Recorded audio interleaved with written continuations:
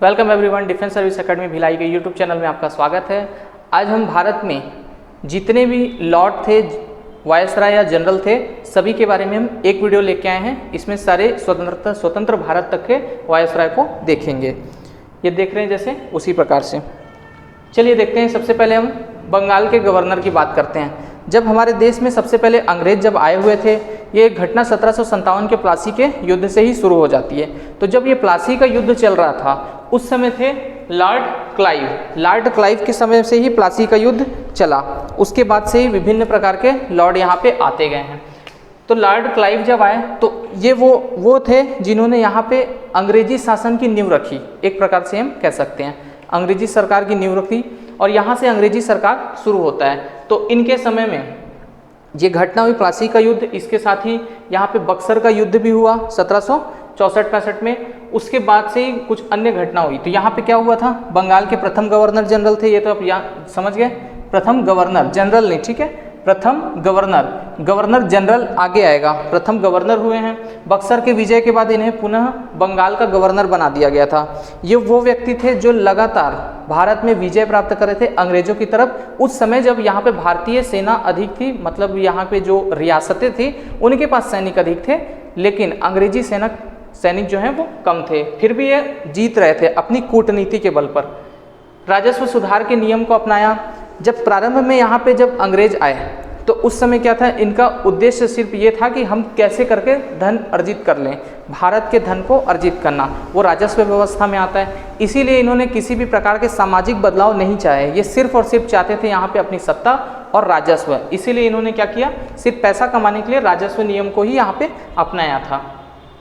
द्वैत शासन लागू किया। द्वैत शासन मतलब दोहरा शासन प्रणाली होता है। एक तो होता है कि जो शासन है वो प्रशासनिक होगा, और एक राजनैतिक, मतलब प्रशासन का काम कोई और देखेगा और जो व्यापार है ये राजनीतिक है वो अलग देखेंगे। तो इस प्रकार से मतलब व्यापार को अलग कर दिया, राजनीति को अलग कर दिया, इस प्रकार के काम किए गए। उसके बाद आते हैं लॉर्ड हॉलवेल आते हैं। इनके समय में बहुत ज़्यादा कार्य नहीं होते हैं। इनके काल में ब्लैक होल की एक घटना वर्णित की गई है, ब्लैक होल की घटना। उसके बाद हम देखते हैं नेक्स्ट। अब आते हैं बंगाल के गवर्नर जनरल। उसके बाद बंगाल के गवर्नर का नाम बदल दिया गया और बंगाल के गवर्नर जनरल किया गया। अब ये किस प्रकार की बातें हैं वो हम देखते हैं। बंगाल के गवर्नर से गवर्नर जनरल इसलिए किया गया क्योंकि सबसे पहले यहाँ पे जो 1773 का रेगुलेटिंग एक्ट आया था, इससे पहले भी हमने इसके बारे में चर्चा की। रेगुलेटिंग एक्ट में हुआ ये था कि जो यहाँ पे जो भी गवर्नर हम लेके आएंगे उसको रेगुलेट करने का काम, नियामक करने का काम ब्रिटिश संसद करेगी, ब्रिटेन के जरिए। वो इसलिए किया गया ताकि यहाँ पे जो ईस्ट इंडिया कंपनी काम कर रही है वो इतनी शक्तिशाली ना हो जाए कि ब्रिटेन को ही झुकना पड़ जाए। तो इस डर से वो लोग क्या कर रहे थे, यहाँ पे एक रेगुलेटिंग एक्ट लेके आए। उस रेगुलेटिंग एक्ट को जब लाया गया तो उस समय वारेन हेस्टिंग्स थे, ठीक है। तो ये इसे इस प्रकार से कह सकते हैं कि बंगाल के अंतिम गवर्नर हुए हैं और बंगाल के प्रथम गवर्नर जनरल हुए हैं, ठीक है। पहले सिर्फ ये था, ये वाला शब्द नहीं था, इसको बाद में जोड़ दिया गया तो ये बंगाल के गवर्नर जनरल हो गए, ठीक है। इसने कुछ खास काम किए हैं वो देखते हैं। ये तो सबसे पहले कि बंगाल के गवर्नर जनरल बने, जनरल शब्द याद रखें। द्वैत शासन, जो इससे पहले द्वैत शासन आया था उसको इन्होंने समाप्त कर दिया। उसके बाद रेगुलेटिंग एक्ट जो मैंने बताया 1773, वो इन्हीं के समय पे पारित हुआ था।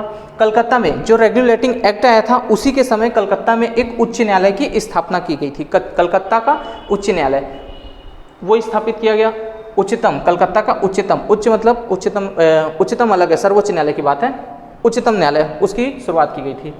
बनारस की संधि हुई। प्रथम आंग्ल मराठा युद्ध हुआ, पुरंदर की संधि से फिर ये समाप्त होता है। पिट्स इंडिया एक्ट, इसी के समय में एक पिट्स इंडिया एक्ट आया और 1772 में कलेक्टर का पद सृजित किया गया। कलेक्टर का पद जो लाया गया वारेन हेस्टिंग के समय में, ये जो पद लाया वो वारेन हेस्टिंग ने लाया। लेकिन लॉर्ड कॉर्नवालिस के समय में उनको जो दीवानी जो अधिकार हैं वो अलग से दिए गए और राजस्व के जो अधिकार है वो अलग से, जो पूरे संपूर्ण अधिकार है वो न्याय का अधिकार वो कॉर्नवालिस के समय में दिया गया था कलेक्टरों को। लेकिन कलेक्टर का जो पद आया था वो हेस्टिंग के समय आया था। इन बातों को आपको याद रखना है। उसके बाद हम चलते हैं नेक्स्ट। Lord Cornwallis. इन्हीं के समय में क्या था, कलेक्टर को जो राजस्व व्यवस्था है इस प्रकार की बातें, कलेक्टर को न्याय और फौजदारी की जो बातें वो दोनों दे दी गई थी। दीवानी और फौजदारी दोनों प्रकार के मामलों को देखने के कॉर्नवालिस को दिया गया था। इनका कार्य रहा है 1786 से 93 के मध्य में। इन्होंने निजामत अदालत को मुर्शिदाबाद से हटाकर कलकत्ता में स्थापित कर दिया। पहला काम तो ये कर दिया था, दीवानी अदालतों की स्थापना की, क्योंकि जब कलेक्टर को आदेश हो गया कि वो दोनों काम करेंगे तो उसके लिए फिर इन्होंने अलग से अदालतें भी स्थापित की थी। योग्यता के आधार पर व्यक्तियों की नियुक्ति सिविल सर्विसेज, जो ही कलेक्टर का पद और इस प्रकार के पद थे उनको, तो सिविल सर्विसेज पद का जो जनक माना जाता है वो इन्हें कॉर्नवालिस को ही माना जाता है। ठीक है।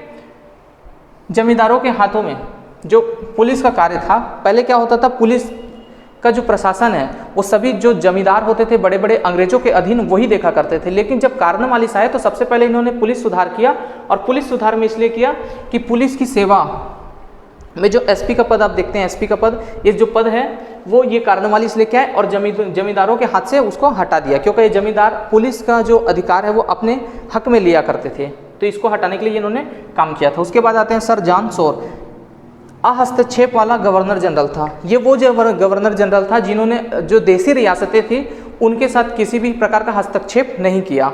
जो जैसा शासन चल रहा है उसी प्रकार के चलता रहा, और ये काफ़ी समय तक रहे भी नहीं, कुछ खास इन्होंने काम नहीं किया।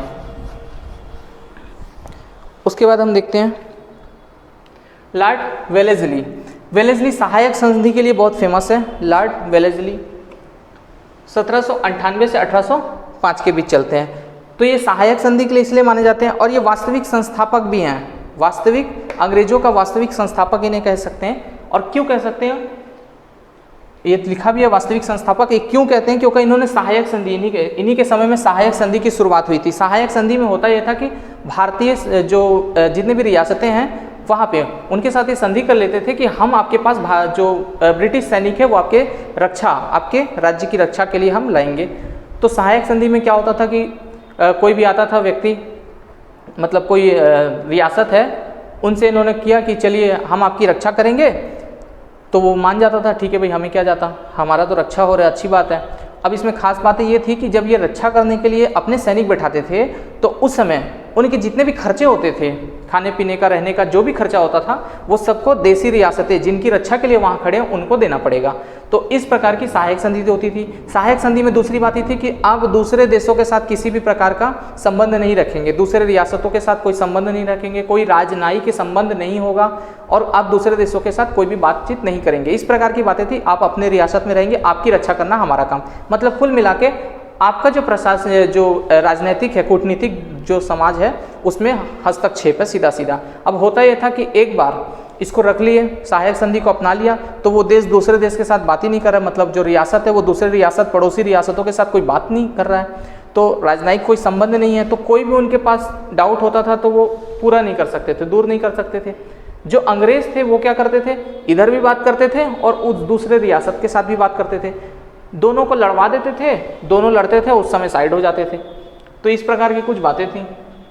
चतुर्थ, आंग्ल मैसूर युद्ध 1799 में हुआ था। फोर्ट विलियम कॉलेज, ये बहुत ज़्यादा इंपॉर्टेंट एग्जाम में पूछता है। फोर्ट विलियम कॉलेज कोलकाता में इसकी स्थापना की थी लॉर्ड वेलेस्ली के समय में ही। प्रेस पर प्रतिबंध लगा दिया था। ठीक है, प्रेस पर प्रतिबंध लगा दिया था। जितने भी जो हमारी मीडिया है, उस समय तो इलेक्ट्रॉनिक्स मीडिया थी नहीं, प्रिंट मीडिया ही हुआ करती थी ज़्यादातर, तो ये सब क्या है, उस पर पूरा प्रतिबंध लगाया। उसके बाद आते हैं हम लॉर्ड कॉर्नवालिस। ठीक है, लॉर्ड वेलेस्ली के बाद लॉर्ड कॉर्नवालिस। 1805 से 1805 में इनका कार्यकाल रहा है। इसको हम लोग देखते हैं कि द्वितीय कार्यकाल जो 1805 में, इससे पहले भी आ चुके हैं लॉर्ड कॉर्नवालिस, उसके बाद इनका दूसरी बार कार्यकाल रहता है 1805 में। इसमें क्या किया, 1805 में वापस से द्वितीय कार्यकाल को संभालने हैं, लेकिन ये 1805 से इनका आगे भी चलना था, लेकिन बहुत ज़्यादा चल नहीं पाए क्योंकि इनकी मृत्यु हो गई थी। इनकी मृत्यु हो जाने के बाद इनको गाजीपुर में ही दफना दिया गया था। ठीक है,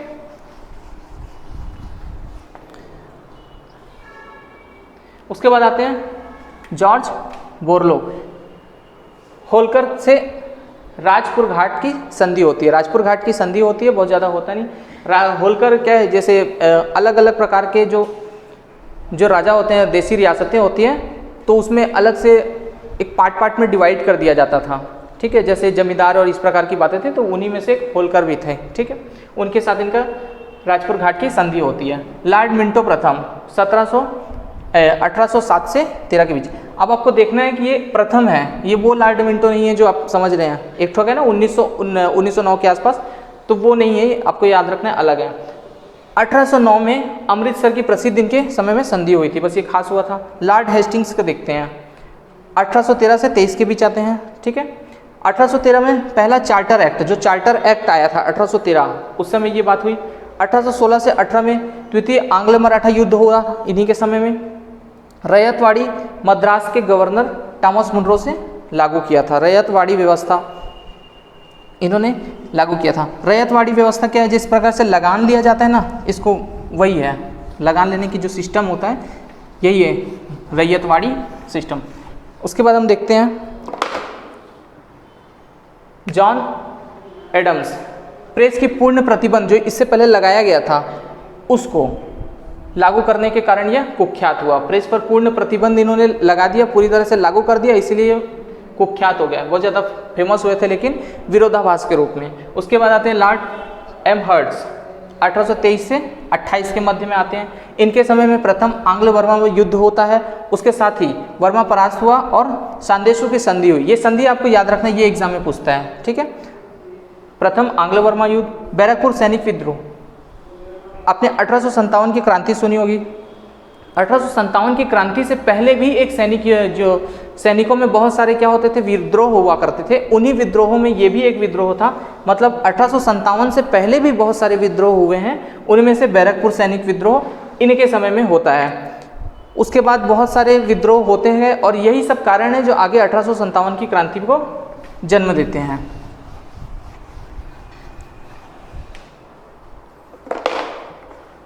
अब आते हैं भारत के गवर्नर जनरल। भारत के गवर्नर जनरल ये 1823 से 1835 के मध्य में लॉर्ड विलियम बेटिंग के शासनकाल में हुआ था। और भारत के गवर्नर जनरल जो है, चार्टर एक्ट जो 1833 का है उसमें आया था। उसमें किस प्रकार की बातें, एक तो बंगाल का अंतिम और भारत का प्रथम, ठीक है, क्योंकि ये उस समय अंतिम शासनकाल में थे, तो बंगाल का क्या हो गया, अंतिम हो गया, और भारत का मतलब ये नाम चेंज कर दिया गया। आप सीधा से बात समझेंगे तो साधारण सी बात है, नाम को बदल दिया गया। 1833 के चार्टर एक्ट से बदल दिया गया था। 1829 में सती प्रथा का अंत किया गया। लॉर्ड विलियम बेटिंग, इनके समय में राजा राम मोहन राय ने बहुत बड़ी मुहिम चलाई थी सती प्रथा को लेकर, उनका इन्होंने समर्थन किया था और सती प्रथा का उन्मूलन कर दिया 1829 में, ठीक है। मैकाले की अध्यक्षता में विधि आयोग का गठन किया गया। इसी समय द्वितीय चार्टर एक्ट आया था जो 1833 वाला।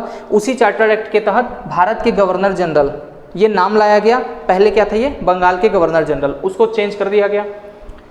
इसने मोबाइल कोर्ट को बंद कर दिया। मोबाइल कोर्ट मतलब मोबाइल से कोर्ट नहीं चल रहा है, वो ये ऐसा कोर्ट जो जगह जगह पर जाकर, ओपन कोर्ट आपने सुना होगा कि कभी भी कहीं पर भी बैठ करके जो न्याय व्यवस्था चालू हो जाती है, कहीं पे बैठ करके, मतलब ये क्या है कि घूम घूम कर न्याय देने वाली बात है। तो उस प्रकार का जो सिस्टम था उसको बंद कर दिया, मोबाइल कोर्ट। 1835 में प्रथम मेडिकल कॉलेज की स्थापना हुई। पहला मेडिकल कॉलेज 1835 में कोलकाता में इसकी स्थापना कर दी गई इन्हीं के समय में। इंग्लैंड के राजा की आकृति वाले नए सिक्के जारी कर दिए गए। 1835 में बेटिंग त्यागपत्र देकर वापस चले जाते हैं, यहाँ से अपना त्यागपत्र दिया और वापस चले जाते हैं इंग्लैंड को। ऐसे बहुत सारे गवर्नर जनरल हैं जो यहाँ पे आए और बहुत सारे भारतीयों ने उनको मारने की भी कोशिश की।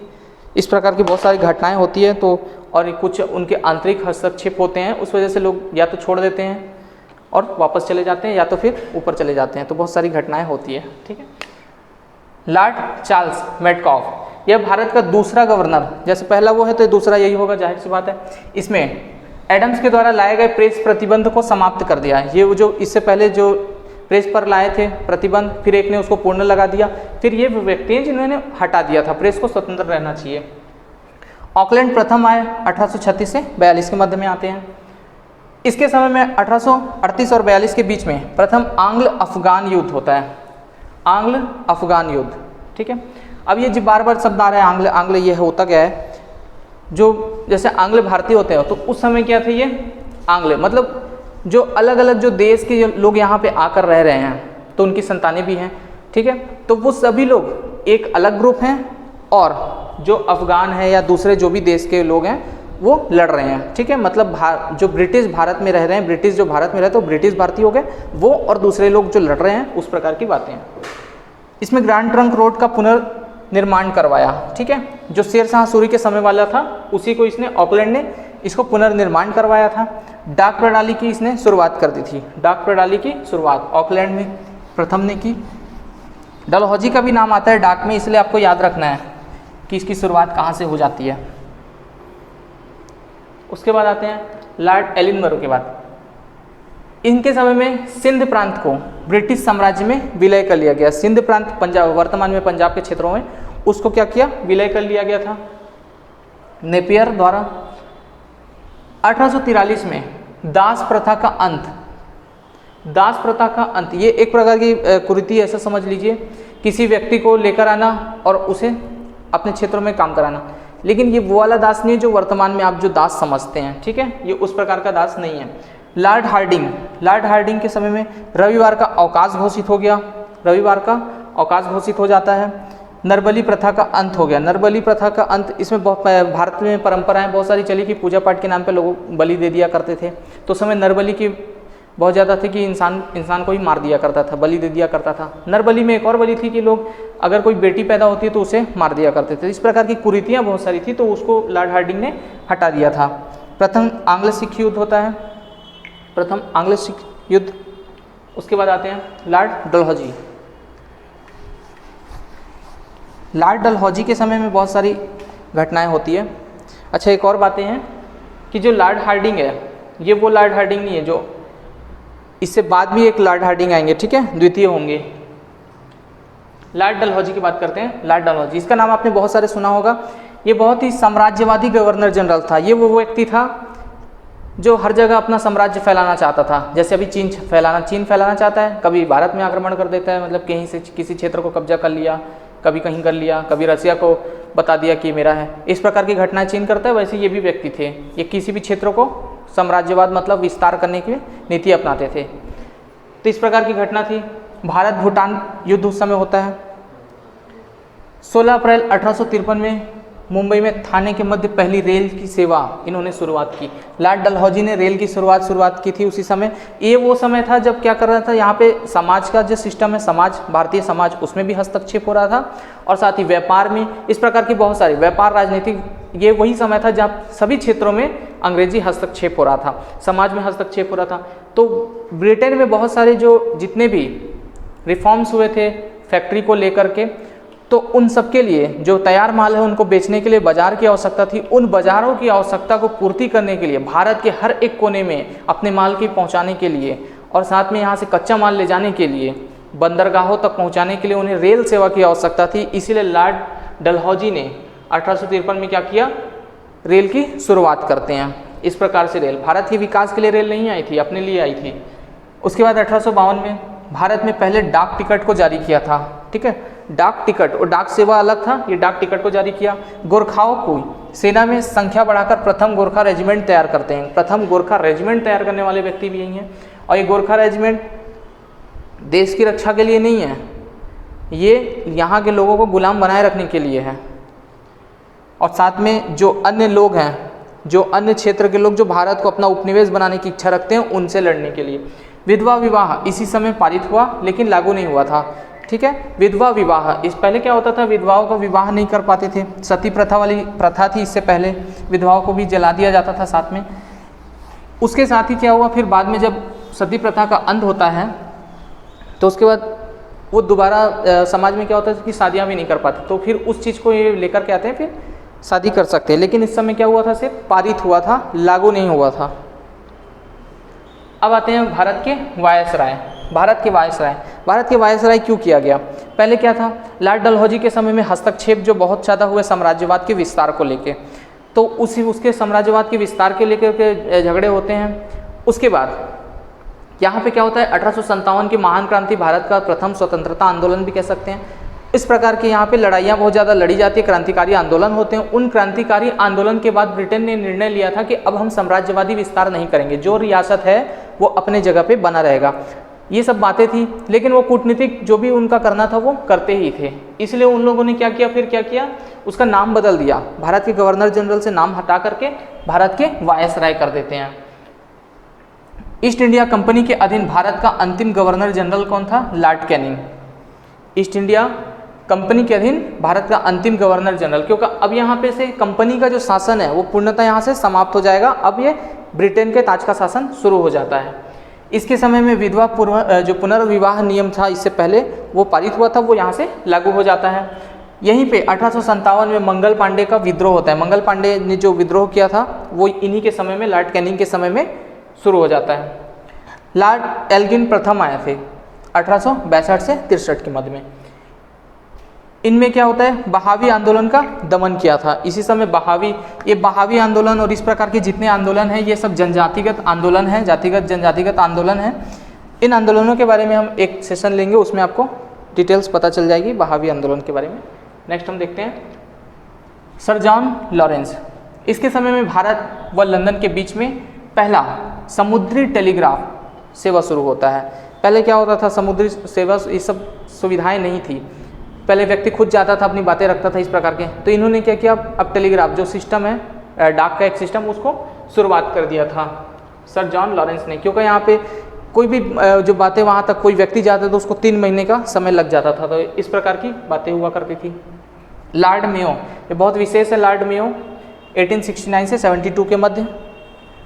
1872 ईस्वी में मेयो के समय में LG एडम्स ने क्या किया था, भारत में पहली जनगणना का कार्य किया था।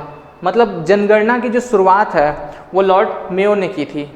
दशकीय जनगणना, जो लगातार जनगणना हो रही है वो अलग चीज़ है। अभी आप ये याद रखिए कि लॉर्ड मेयो के समय में जनगणना का कार्य प्रारंभ किया गया था। उसके बाद आते हैं लॉर्ड नॉर्थब्रुक के। इसके समय में पंजाब का कुक आंदोलन है वो इस समय होता है।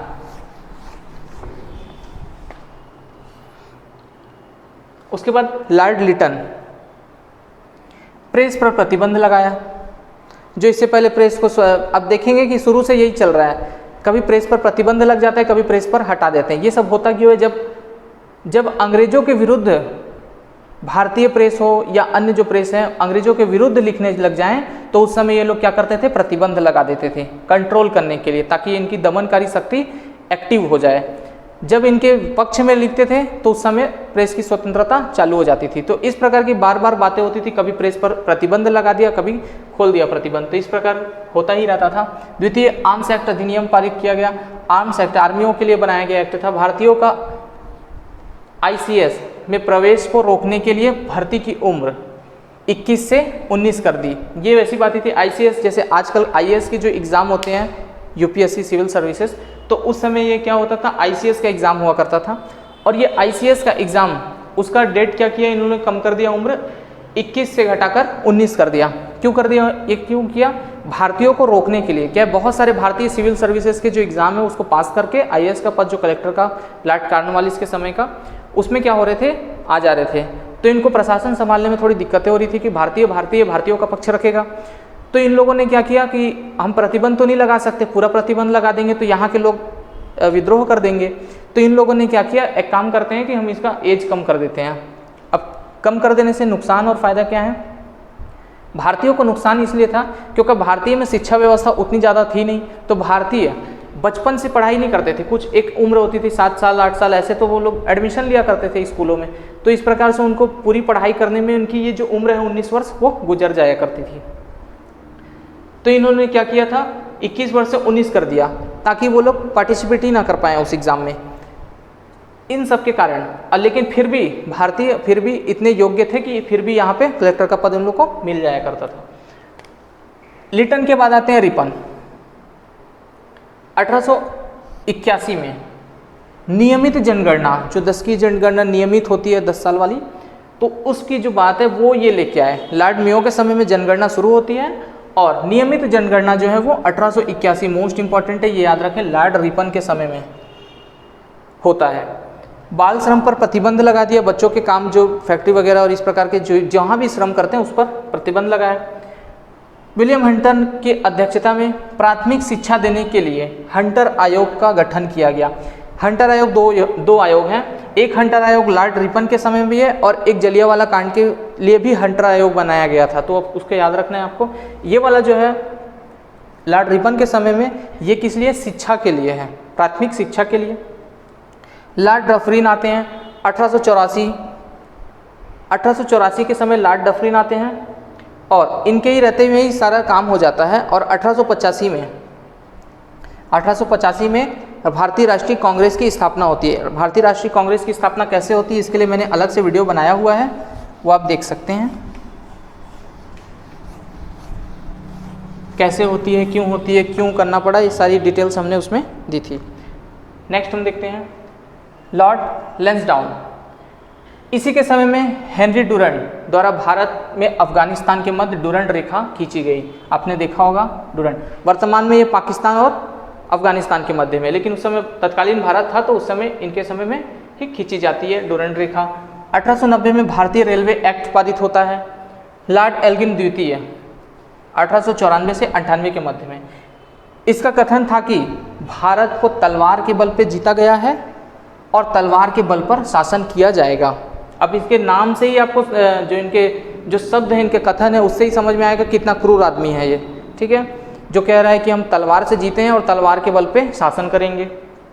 इनकी ये बात है, ये जो फैक्ट है इसको पूछता है एग्जाम में। लॉर्ड कर्जन 1899 से 1905 के समय, इन्होंने सबसे जो खास काम है इनके समय में बंगाल विभाजन, सभी को पता होगा। इसके अलावा कलकत्ता में विक्टोरिया मेमोरियल हॉल का निर्माण होता है। कलकत्ता जो हॉल है ये बहुत ज़्यादा फेमस है। सर्वाधिक रेल लाइन का निर्माण भी इन्हीं के कार्यकाल में होता है। इनके कार्यकाल में लगातार फिर लॉर्ड कर्जन के समय में बंगाल का विभाजन होता है और इस प्रकार की कुछ घटनाएं विशेष होती हैं। लॉर्ड मिंटो द्वितीय, इससे पहले भी लॉर्ड मिंटो आए हैं, अब ये लॉर्ड मिंटो द्वितीय हैं। इनके समय में 1906 में मुस्लिम लीग है उसका गठन किया जाता है। उसके बाद 1907 में कांग्रेस का सूरत अधिवेशन होता है इन्हीं के समय में। 1909 में मार्ले मिंटो सुधार, ये बहुत ज़्यादा इंपॉर्टेंट, मार्ले मिंटो इन्हीं के नाम पे रखा गया है, मिंटो, ठीक है, मार्ले मिंटो। मार्ले क्या है? सचिव हैं, और मिंटो यहाँ के वायसराय जो थे वो थे। लॉर्ड हार्डिंग द्वितीय, हार्डिंग भी एक बार आ चुके हैं 1910 से 16 के मध्य में। दिसंबर 1911 में जॉर्ज पंचम ब्रिटिश के राजा भारत आए हुए थे 1911 में। इसके स्वागत के लिए मुंबई में गेटवे ऑफ इंडिया, आप जो देख रहे हैं गेटवे ऑफ इंडिया, उसका निर्माण कराया गया सिर्फ स्वागत के नाम पर। और कहा जाता है कि वहीं पे उनके स्वागत के ही समय जनगण मन, जो आज का वर्तमान में हमारा राष्ट्रगान है, वो वहीं पे गाया भी गया था।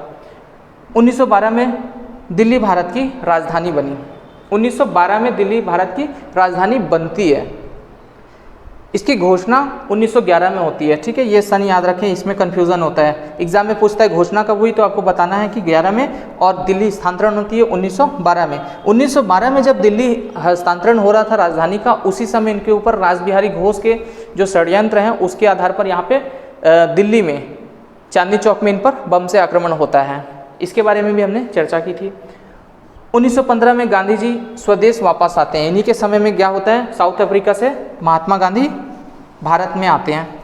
जब महात्मा गांधी भारत में आते हैं तो यहाँ पे देखते हैं कि बहुत सारी जो पार्टियाँ हैं अलग अलग, वो स्वतंत्रता के लिए अपने हिसाब से अलग अलग लड़ रही है, फिर वो सबको एक करने का फिर काम करना शुरू करते हैं। लॉर्ड चैम्सफोर्ड शिक्षा पर सैडलर आयोग बनाया। ये सैडलर आयोग किस लिए बनाता है वो एग्जाम में पूछता है, आपको याद रखना है, शिक्षा के लिए। गांधी का प्रथम सत्याग्रह चंपारण, मैंने बताया कि 1915 में महात्मा गांधी भारत आ जाते हैं। तो जब भारत आ जाते हैं तो वो देखते हैं कि बहुत सारे आंदोलन हो रहे हैं, उसी समय अवसर प्राप्त होता है 1917 में चंपारण आंदोलन बिहार का करने का, जो किसानों के असंतोष पर व्यक्त था। जलियांवाला बाग हत्याकांड 1919 में इन्हीं के समय में होता है। उसके बाद राष्ट्र संघ की स्थापना की जाती है। लॉर्ड रीडिंग आते हैं 1921 से 25 के मध्य में। 1922 में इन्हीं के समय चौरी चौरा कांड गोरखपुर में होता है, जो स्वदेशी आंदोलन चल रहा था। महात्मा गांधी ने इसी चौरी चौरा कांड के बाद उसे बंद करने का निर्णय लिया था। जब ये बंद कर देते हैं उसी समय क्या होता है, स्वराज पार्टी, इसकी स्थापना होती है, जो मोहनलाल जो जवाहरलाल नेहरू, उनके पिता हैं मोतीलाल, उनके द्वारा और चित्तरंजन दास के द्वारा किया जाता है 1923 में। 1925 में काकोरी कांड, जो इससे पहले हमने बताया था, ये होता है। उसके बाद आता है लॉर्ड इरविन 26 से 31 के मध्य में। इनके समय में 1928 में साइमन कमीशन भारत आता है। जब भारत आता है साइमन कमीशन, तो इसी समय इसका विरोध भी होता है। 1930 में सविनय अवज्ञा आंदोलन का प्रारंभ होता है, साइमन कमीशन का विरोध होता है, फिर सविनय अवज्ञा आंदोलन होता है। अवज्ञा आंदोलन यही है, नमक कानून तोड़ो आंदोलन जो गांधी जी यहाँ पे करते हैं। प्रथम गोलमेज सम्मेलन इसी आयोग के विरोध में फिर होता है कि हम उससे बातचीत करेंगे। प्रथम गोलमेज सम्मेलन जो लंदन में होता है। उसके बाद स्वतंत्रता दिवस 26 जनवरी को मनाने की घोषणा भी इसी समय होती है, 1930 के समय में। तो इतनी सारी घटना लॉर्ड इरविन होती है। फिर 5 मार्च 1931 को गांधी इरविन समझौता भी होता है। गांधी इरविन समझौता में फिर महात्मा गांधी और इसके मध्य में कुछ बातें होती है कि हम जितने भी जो भारतीय राजनेता हैं उनको गिरफ्तार किए, उनको छोड़ेंगे, और इस प्रकार की बहुत सारी बातें रहती है उस संधि में। लेकिन ये संधि कामयाब नहीं हो पाती है क्योंकि लॉर्ड बदल जाते हैं। उसके बाद 1931 में ही लॉर्ड क्या हो जाते हैं, लॉर्ड विलिंगटन आ जाते हैं 1931 से 34 के मध्य में। द्वितीय सविनय अवज्ञा आंदोलन प्रारंभ होता है। जब वो आंदोलन सफल नहीं होता, लॉर्ड इरविन की बातें सक्सेस नहीं हो पाती उनकी संधि, तो गांधी जी क्या करते हैं, हम क्या करेंगे, दोबारा आंदोलन करेंगे। इसीलिए क्या होता है, द्वितीय सविनय अवज्ञा आंदोलन यहाँ पे शुरू हो जाता है। इसी समय द्वितीय गोलमेज सम्मेलन, पहले द्वितीय गोलमेज सम्मेलन होता है लंदन में, उसमें गांधी जी जाते हैं। उसके बाद ही सविनय अवज्ञा आंदोलन दोबारा से प्रारंभ होता है। उसके बाद पुना पैक्ट समझौता होता है, जिसमें दलित वर्गों को और सांप्रदायिक का आधार पर जो निर्वाचन की मांगी की जा रही थी, उसमें इस प्रकार की संधि होती है। लॉर्ड लिनिथ्रो आते हैं 1934 से 37 के मत में। 1936 में भारत का पहला आम चुनाव होता है। अब ये ध्यान रखिए, भारत का पहला आम चुनाव। 1939 में फॉरवर्ड ब्लॉक की स्थापना, सुभाष चंद्र बोस ने फॉरवर्ड ब्लॉक की स्थापना, जो सैनिक दल है उसकी स्थापना करते हैं। द्वितीय विश्व युद्ध, इसी समय द्वितीय विश्व युद्ध सन में शुरू हो जाता है 1939 में। 1942 में क्रिप्स मिशन भारत आता है। आज़ादी को लेकर भारत छोड़ो आंदोलन भी इसी समय प्रारंभ होता है। जब भारत छोड़ो आंदोलन प्रारंभ होता है तो गांधी जैसे बहुत सारे नेताओं को गिरफ्तार कर लिया जाता है। उसके बावजूद ये आंदोलन देशव्यापी होता है बिना किसी नेतृत्व के, क्योंकि गांधी जी ने इस समय ही नारा दिया था, करो या मरो का। लॉर्ड वेवल आते हैं 1943 से 47 के मध्य में। 1945 में शिमला सम्मेलन होता है। 1946 में भारत में अंतरिम सरकार का गठन होता है। अंतरिम सरकार भारत की वो सरकार है, ये पूर्ण स्वतंत्र सरकार नहीं थी, अंतरिम सरकार थी, ठीक है। उसके बाद अंतरिम सरकार हो गई, देश आज़ाद होता है। देश आज़ाद होने के बाद नेहरू पहले प्रधानमंत्री बन जाते हैं और लाल किला मुकदमा होता है। जब ये देश आज़ाद हो रहा था उससे पहले लॉर्ड वेवल 1947 जब हुआ था उसी समय आते हैं लॉर्ड माउंटबेटन। ये जो नेहरू का जो प्रधानमंत्री बनते हैं वो किस समय बनते हैं, इनके समय में, लॉर्ड माउंटबेटन के समय में। जैसे ही ये जाते हैं लॉर्ड वेवल, उसके बाद ये आते हैं लॉर्ड माउंटबेटन 1947। ये 1947 से 1948, इनका 2 कार्यकाल माना जाता है। एक तो स्वतंत्र भारत के पहले, मतलब गुलाम भारत, और एक स्वतंत्र भारत। 1947 को ये स्वतंत्र जो गुलाम भारत है उस समय आते हैं, और स्वतंत्र भारत 1948, उसके बाद यहाँ से चले जाते हैं। 1947 में ब्रिटिश भारत के अंतिम वायसराय हुए हैं, ब्रिटिश भारत के अंतिम वायसराय और स्वतंत्र भारत के पहले ब्रिटिश, ठीक है, स्वतंत्र भारत के पहले ब्रिटिश हैं, क्योंकि अब देश आज़ाद हो गया लेकिन ये गए नहीं थे। फिर 1948 में ये यहाँ से चले जाते हैं। उसके बाद गोपालाचारी जी पहले गवर्नर बनाए जाते हैं।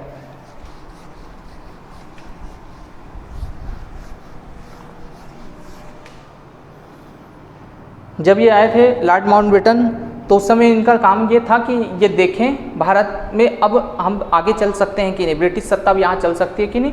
तो इन्होंने अपनी रिपोर्ट में बनाकर देखा कि यहाँ तो बहुत हालात ख़राब हैं, अब क्या करना पड़ेगा, पाकिस्तान को अलग करना पड़ेगा और भारत को अलग करना पड़ेगा। तो इसलिए इस प्रकार से बना करके चले जाते हैं। इसी के साथ ये वीडियो यहीं पे समाप्त होता है। अब आपके सामने एक नए वीडियो में नए सेशन के साथ आएंगे। तब तक के लिए थैंक यू, जय हिंद।